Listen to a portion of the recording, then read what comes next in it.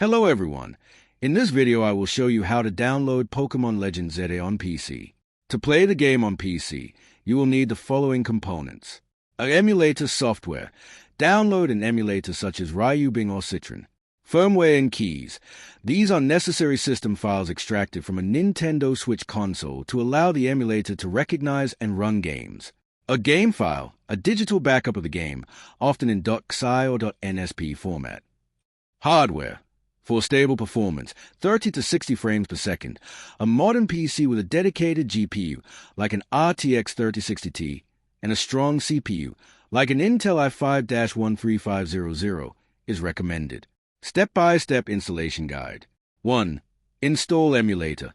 Download and install your preferred emulator, Ryu, Bing, or Citron, from their official repositories. 2. Add system files. Place the required prod. Keys and firmware files into the emulator's system folder. 3. Load the game. Direct the emulator to the folder containing your Pokemon Legends ZA game file. 4.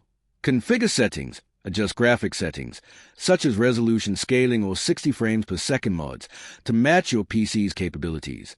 Thanks for watching. Don't forget to like and subscribe for more videos.